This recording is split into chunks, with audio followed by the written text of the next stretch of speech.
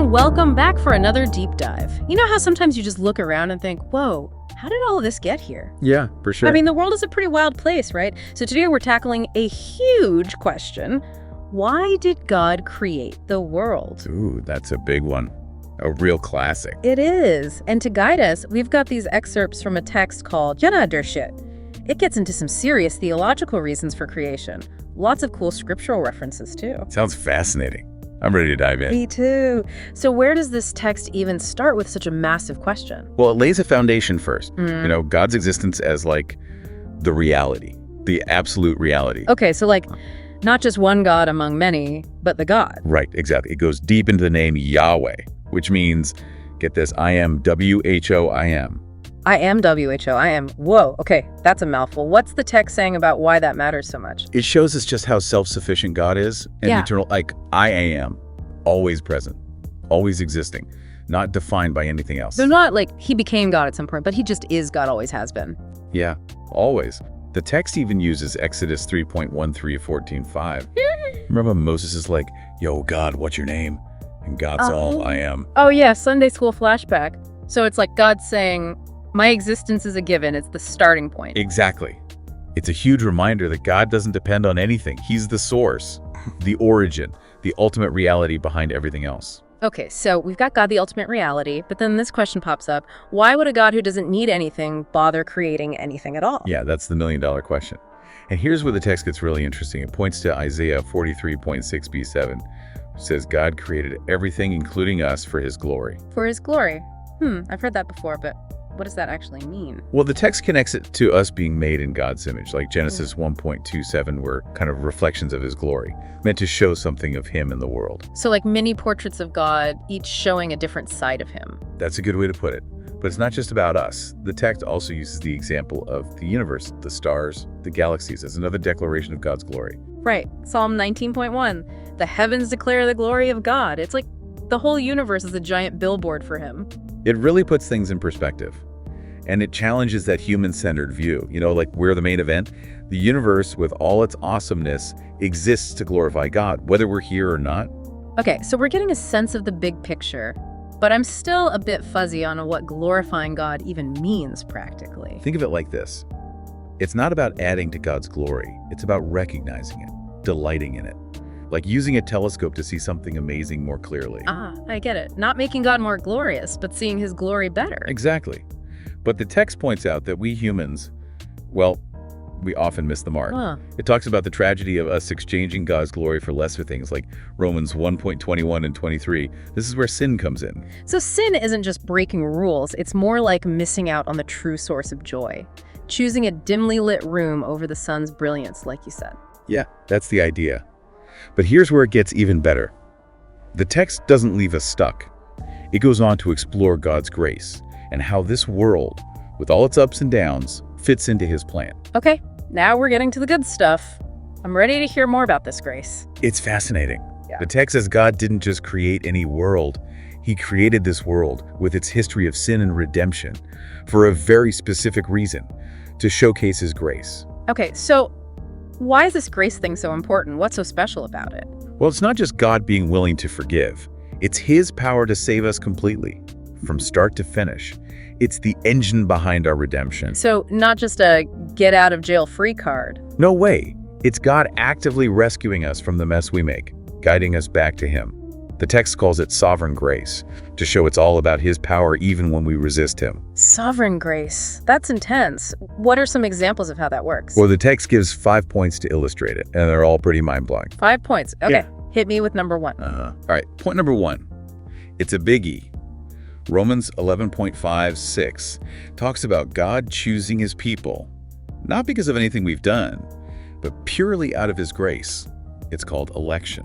Whoa, hold on. Are you saying we don't even get to choose God, that desire comes from him? That's exactly what it's saying. We don't even start on a neutral playing field. It's God's grace that kicks off the whole process. Wow. Okay, my understanding of all this is getting flipped upside down. That's what's so cool about this deep dive. Yeah.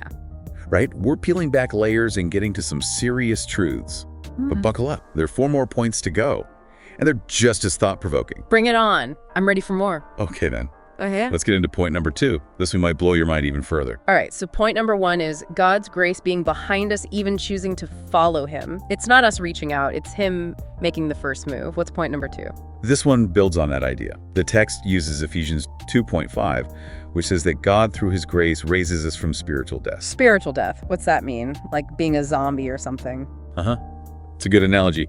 It's that state of being totally separated from God. Yeah, like unable to even want him. We're essentially dead to the things of God until his grace brings us to life. So it's not just about making bad choices, it's about not even wanting what's good without God stepping in. That's the point the text is making. Yeah. And this leads to point number 3. Even our ability to believe, to have faith, it's a gift from God. Ephesians 2.8 says we can't even accept his grace on our own.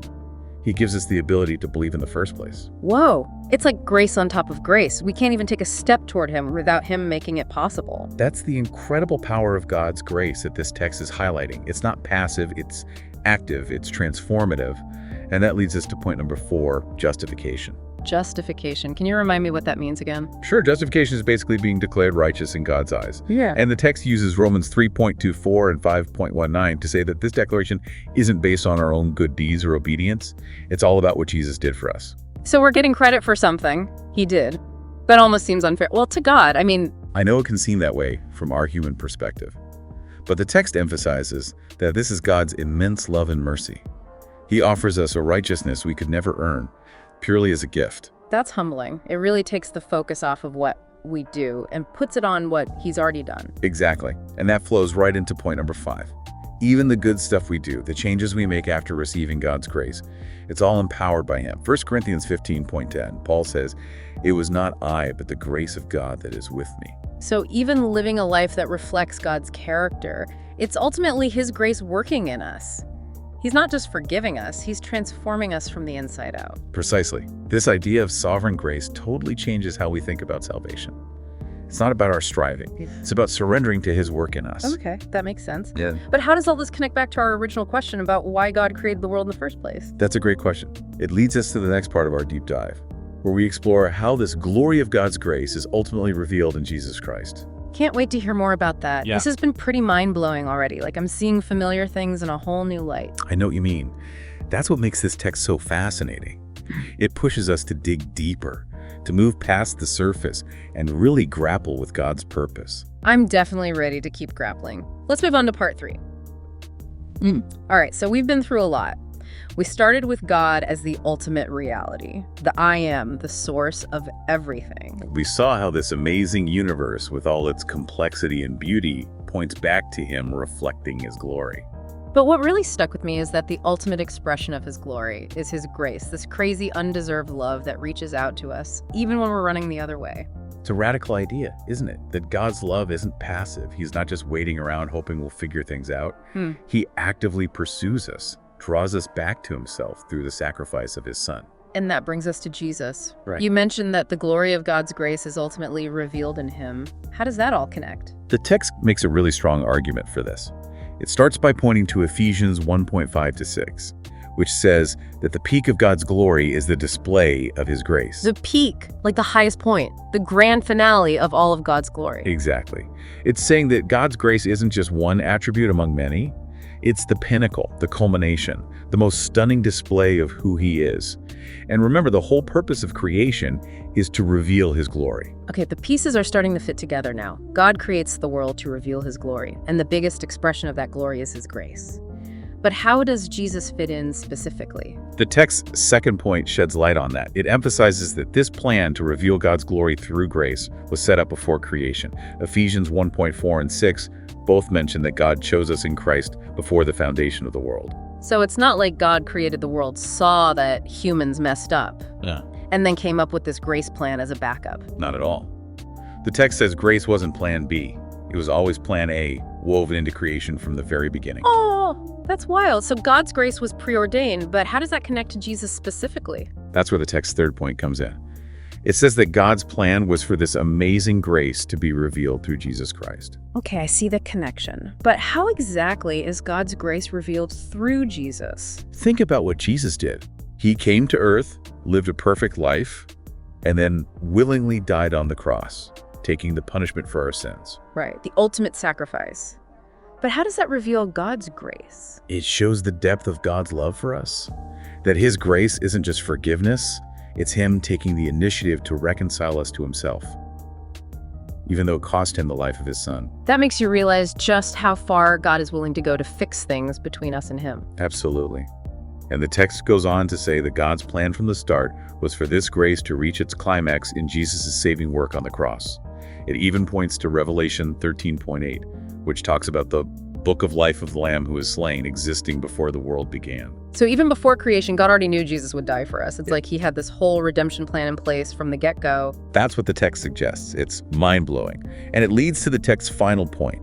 The whole reason for creating this world, guiding it, sustaining it, is to showcase the praise of God's grace through Jesus' crucifixion. Wow, so everything, all of history, all of creation leads up to that moment. The cross. According to this text, yes, it's the central point, the culmination of God's plan to show his glory through grace. And Revelation 5:9 even says that forever, those redeemed by his grace will sing praises to God for his sacrifice. It's hard to grasp all that this whole universe exists to display his love for us. That's humbling. It is, but it's also awe-inspiring, isn't it? To think we're part of something so much bigger, a story unfolding since before time began. Makes you rethink everything. If the world exists for the glory of God's grace, our lives can't be just about chasing our own desires. Definitely puts things in perspective. It makes us think about how our lives can reflect that same grace, how we can show God's love to the world. So what does this all mean for us, for the listener? If God created the world for the glory of his grace, how should that change how we live? That's the big question, isn't it? Something we each need to figure out. But based on what we've talked about today, here are some things to think about. Okay, and listen. First, it should make us deeply grateful, knowing we're loved so much, so unconditionally. That should fill us with thankfulness and awe. It changes how we see everything, even the tough stuff. Makes sense. It's hard to be arrogant or selfish when you realize how much you've been given. Like you said, it's all grace from the start. Exactly. And second, it should make us humble, knowing that we're saved by a gift, not something we earned. It keeps us from being too proud. It puts everyone on the same level. Yeah. Reminded that we all need God's grace. So it's not about earning God's favor, it's about receiving it. Right. And lastly, maybe most importantly, this understanding of God's grace should make us want to share it. If God's love has changed us, how can we keep it to ourselves? We're called to be ambassadors of that grace, showing his love to the world. So it's not just a personal thing, it's about letting that grace overflow into our relationships, our work, everything we do, becoming a reflection of that love for others. That's a great way to put it. It's about letting God's grace be the driving force in our lives, motivating us to love, serve, and forgive, just as we've been loved, served, and forgiven. Wow, that's a lot to think about. And I feel like we've just scratched the surface. There's so much more to explore. Absolutely. And that's the beauty of it. This deep dive is just the beginning. I encourage you to keep digging into the scriptures. Yeah. Think about what we've discussed and see how God's grace might be working in your own life. I know I will. This has been truly eye-opening. Thanks for joining me on this journey.